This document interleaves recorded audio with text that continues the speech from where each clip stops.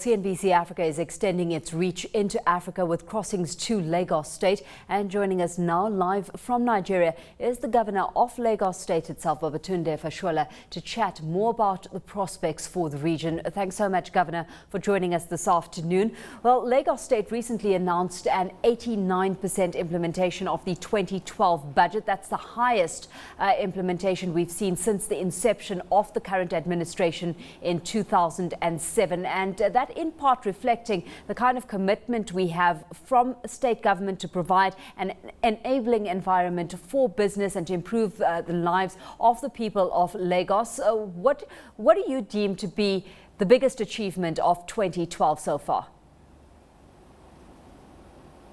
Well, I think that the biggest achievement for 2012 has been our ability to consolidate on the gains that we have made in the past, to deepen access of our people to services, road networks, healthcare, education, opportunities for jobs, and to continue to reinforce the importance of budgeting in a constitutional democracy as a critical tool for changing people's lives. When it comes to that change, of course, focus is on power, agriculture, transportation and housing as well. These are seen as the key focus areas, and it's largely in line with the key priorities of the federal government as well. It seems obvious that collaboration is, of course, what's needed to get things going in on this front. To what extent is the state integrating its plans with those of federal government, Governor? Yeah, our decision to focus on power, agriculture, transportation and housing was in response to the feedback we were getting, the compelling needs to create jobs beyond banking and telecoms. And we thought that those sectors were not only interdependent, but they were independently enabling to create total growth in the economy. We are seeing growth projections in Africa, indeed in Nigeria, but they are not yet deep down percolating to our people. And we think that power will be a critical enabler. As you might be aware, there's a national power sector reform policy, and the underpinning thinking behind it to allow private sector to drive the provision of public utility like power is something we ally with. In spite of the challenges of implementation, our government is already positioning itself to enable that policy come to fruition, work with the successful bidders to deepen access to power. But at the moment, we have set up a Ministry of Energy and Mineral Resources in the state to develop an energy and power master plan for us. We're focusing on public lighting, street lighting. At this moment, we have completed 2 independent power plants, one to power provision of public water. Now we are able to produce about 210 million gallons of water per day, which is about 50% more of what we used to produce with suboptimal power. So, Governor, these are the strides that are being made. What are some of the challenges and the possible hurdles you face moving now forward into 2013? Well, the reason that we exist as a government is to deal with challenges, so they exist in their full measure. But I think the point to make first is that capacity building is critical. Knowledge, education, skilled engineers, skilled teachers to produce those engineers, and to develop the human capital that will deliver all of the services that will make life sustainable and living for our people are some of the challenges that we are dealing with. We're seeing gradual improvement in our school results, but there's still a lot more to do. There is a need for legislative reform, for example, in the area of transportation. We have enacted a new traffic law that focuses on safety of lives and properties on our roads.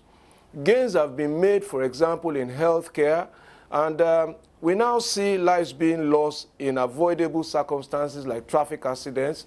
So there's a total reform there, looking at old legislation that do not serve any deterrent purpose anymore. introducing policies that allow traffic officers to breathalyze road users, introducing policies that make it an offense to use your telephone while driving, or to drive under the influence of drugs and alcohol, and those kind of things, and to make seatbelt use a compulsory habit in this part, so that we can really save lives and prolong lives and reduce accidents and deformities that come with road traffic accidents. Of course, we also have, of course, the challenge.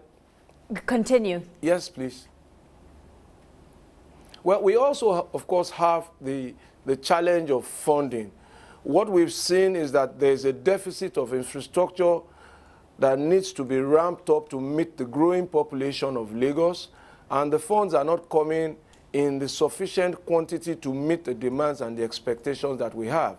As a result, apart from our aggressive tax generation policy, we have had to resort to public borrowing by issuance of bonds, and of course, attempt to access multilateral funding like from agencies like the World Bank and the French Development Agency and the like.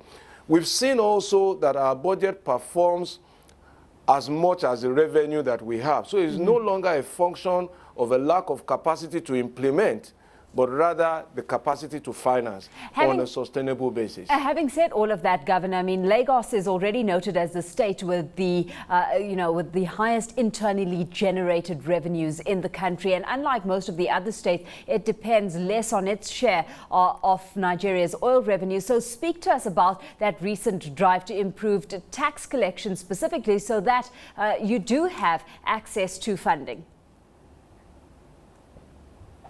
Well, the hype about our generation of taxes does not take into consideration the responsibilities that we also have.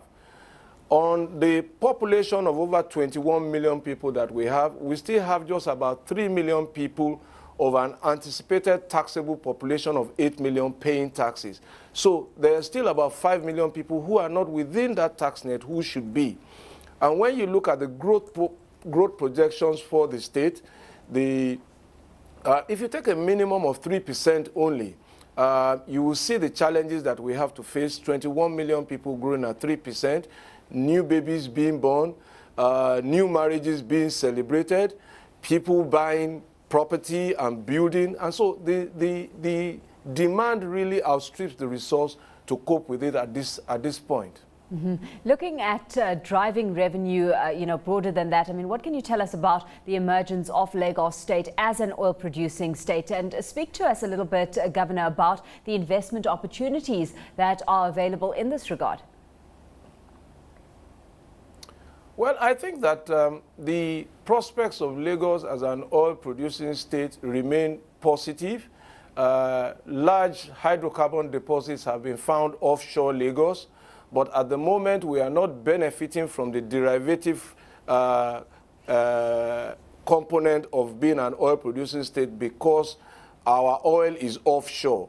And there's a 200-meter isobar from the sea by which if your oil is onshore, like in the Delta region, you will benefit.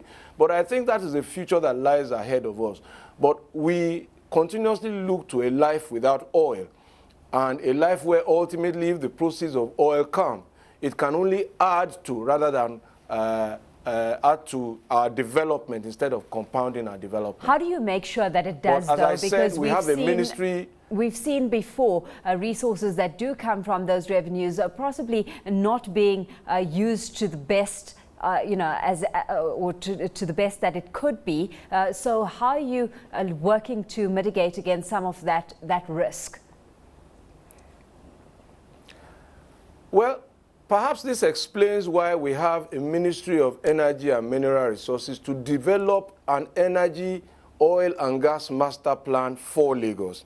Secondly, as a team, we have seen globally the story of the benefits of extractive wealth, and how, if it is not invested wisely, becomes a burden rather than a benefit. And I have always likened it to an inheritance. If you inherit an estate and you do not manage it well, you do not invest it well, it is a road to a bad life. So, and there are very worthy of examples that we can emulate of how extractive resources have been invested to build other sectors, to build education, to build human capital, which is the most important resource, and also to build new sectors of an economy like tourism, agriculture, and so on and so forth. And I think that the roadmap to that is clear for the willing mind and the convinced mind. And our minds in Lagos are convinced that if there were such benefits in the future, they will go into the right places. And what we've done, of course, with much more hard-earned money, which is taxpayers' money, which is difficult to collect, shows that if we have easier money, which is what extractive money suggests that it can be, we would invest it wisely and sensibly.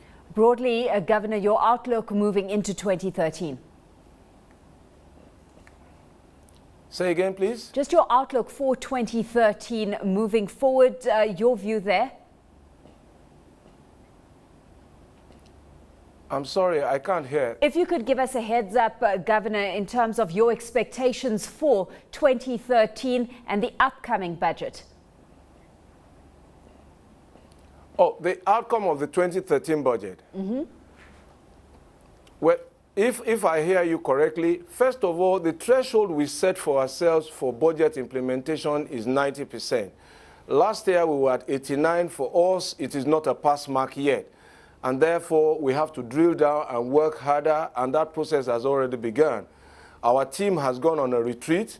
We are on inspection of projects across the state to see what work needs to be done. So we're in contact with our responsibilities on a first-hand and real-life basis. And this will form the basis of our collective planning and implementation program down the line to hopefully achieve the 90% benchmark when we can beat our chest and say we met the goal.